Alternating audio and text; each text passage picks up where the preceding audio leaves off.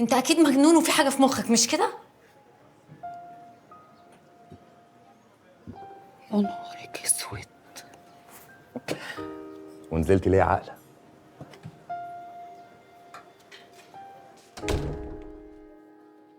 نزلت عشان اقول لك لازم تمشي من هنا، لان لو قلت لك في التليفون هتعند معايا.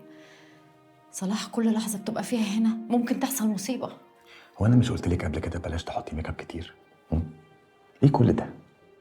ما بتسمعيش الكلام ليه؟ يا صلاح امي عرفت من هنا انك بتحاول معايا، وعرفت ان انا رفضت وهي كمان رفضت. امي لو شافتك هنا هتعمل كارثه، دي واللي هي ما بتسترش اصلا. والراجل اللي بره ده لو شافك هيعمل جريمه قتل.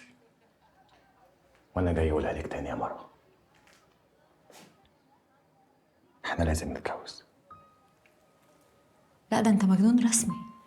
هو انت مش شايف انا لابسه ايه يا صلاح؟ الناس اللي كنت قاعد وسطهم دلوقتي سامع الصوت اللي بره؟ ده فرح يا صلاح، انا بتجوز دلوقتي. ولا يفرق معايا كل الكلام ده. تحت جزمتي. على فكره يا مروه، انا ما بعوزش حاجه وما باخدهاش، وانا عاوزك. بقول لك ايه، لعب العيال والكام حضن اللي حصلوا قبل كده دول تنساهم خالص، شيلهم من نفوخك عشان مش هيتكرروا تاني. انتوا كتبتوا يعني؟ وانت بتقرب كده ليه؟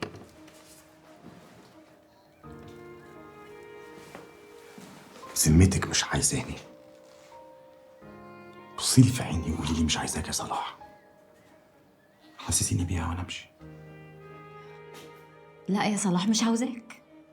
كذابه. بصي لي في عيني وقوليها بجد.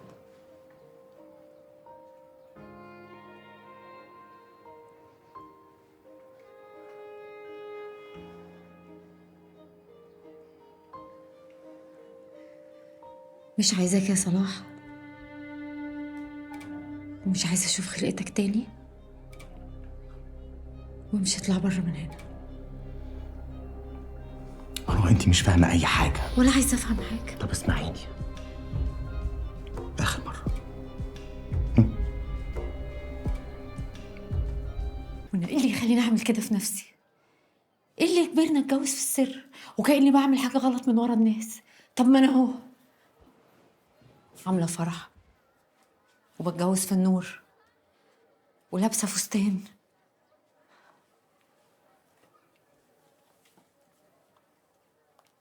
وعازمه مصر كلها.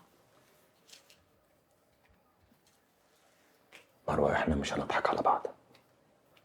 انت وافقتي ترجعي له وصممتي على الفرح وعلى الفستان وعلى الدنيا كلها عندا فيا، عشان بس شرحت لك ظروفي وقلت لك نتجوز في السر. والنبي ما تضحكني. انت مصدق نفسك يا صلاح؟ انت فاكر نفسك ان انت محور الكون ده كله يعني؟ انا بعمل فرح عشان انا استحق ان انا انبسط. انا استحق ان انا افرح، مش عشان اغيظك. انا بعمل فرح وانت اللي جاي عشان تبوظهولي دلوقتي.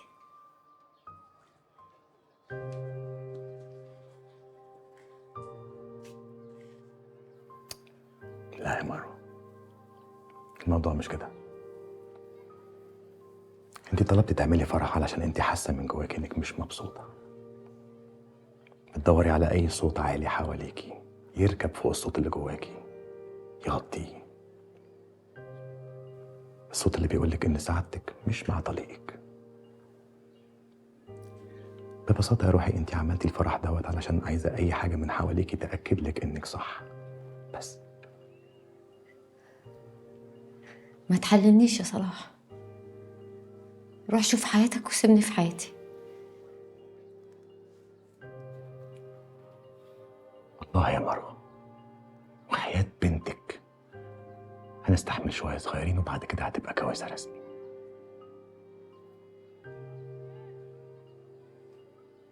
كام شهر، سنه بالكتير اظبط فيها اموري، سنه لحد ما اقدر اقف في وش العيله ديت، وبعد كده هتبقي مراتي رسمي زيك زيها. انت ليه عايزه ترمي نفسك في حضن جوازه انت مش عايزاها؟ ليه؟ مع انك تقدري تصبري، اصبري شويه شويه يا بني ادمه، شويه صغيرين بس لحد ما تبقي مع الراجل اللي بيحبك وبتحبيه. شويه. خلاص خلصت. لا لسه. مروه انا جاي من حته وحشه قوي قوي. انا لسه معدي بموقف كان ممكن يهد الدنيا كلها فوق دماغي بكل سهوله. عشان كده انا محتاجك جنبي. عايزك معايا، عايزك معايا علشان ابني لك العالم بتاعي يا مروه، مش العالم بتاعهم. العالم بتاعهم اللي انا مجبر اعيش فيه بشكل وبشخصيه مش شبهي. على فكره يا مروه انت زيي بالظبط. انت عمرك ما بتبقي انت غير وانت معايا، ولا مع امك ولا مع طليقك ولا مع اي حد تاني في الدنيا غيري انا. صح؟ صح ولا لا؟ احنا لسه عندنا الفرصه. تعالي نمشي من هنا.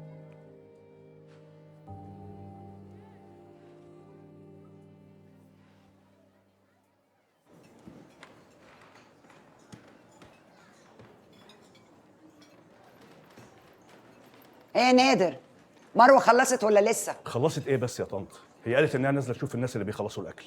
مروه بره بره. بره ايه؟ ما انا جايه من بره يا بنتي. هنروح من بعض فين؟ انا هكلمها لك على التليفون. يلا بسرعه.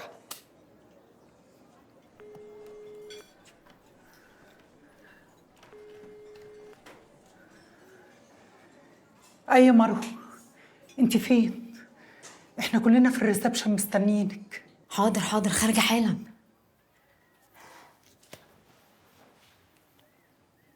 لا مش موافقه يا صلاح، وده اخر كلام عندي. ومن فضلك بقى تبعد عن حياتي وتسيبني في حالي. انت جيت متاخر قوي، ويا ريتك جيت بحاجه جديده. جيت بكلام اتكلمنا فيه 50 مره، وفي ال50 مره ما وافقتش. هوافق دلوقتي؟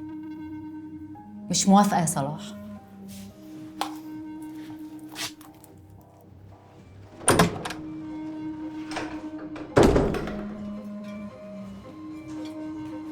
انت فين يا هناء؟ انا قلب الدنيا عليكي، الفستان اتقطع، الحقيني بسرعه.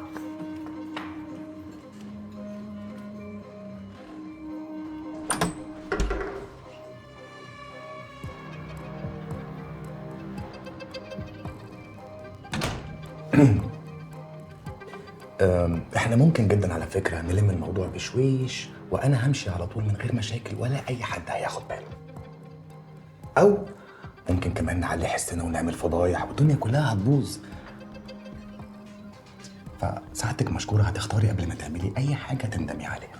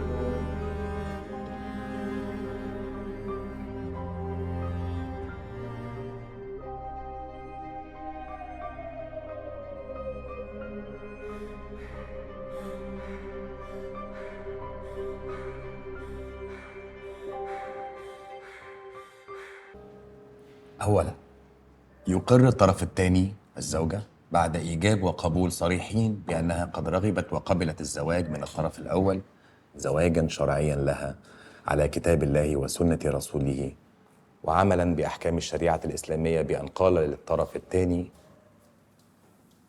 وأنا قبلت زواجك على كتاب الله وسنة رسوله وعلى الصداق المسمى بيننا. ثالثا، يقر الطرف الأول الزوج بأنه يعترف بما تثمر عنه الحياة الزوجية من نسل، ويعترف له بكافة الحقوق الشرعية والقانونية المقررة للأبناء وكافة الحقوق الأخرى.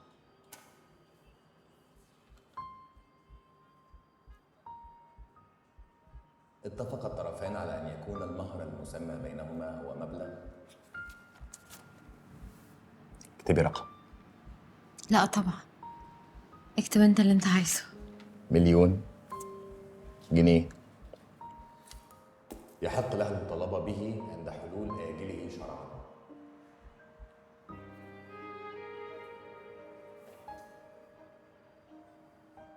عمدتك. وفي كمان 2 شهود جايين في الطريق علشان يمضوا على العقد.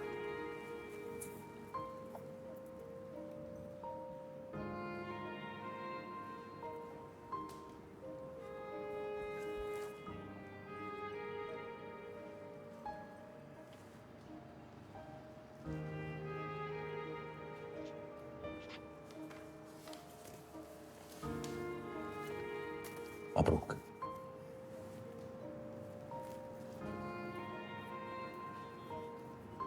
هتروح فين؟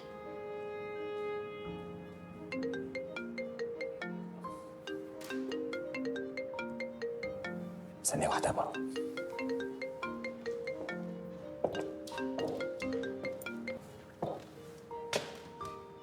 أيوة شيرين. انت فين يا سلام؟ ساره مسكوها في المطار ومعاها مخدرات. طيب يا شيرين، طيب أنا جاي حالا. اهدي بقى يا شيرين، إن شاء الله بسيطة. لا أنا خلصت شغل خلاص وما عنديش أي مواعيد تاني النهاردة. مش هتأخر، مش هتأخر يا شيرين، مش هتأخر. اهدي أنت بس وطمني رامي. يعني ساعة بالكتير وأكون عندك إن شاء الله. سلام.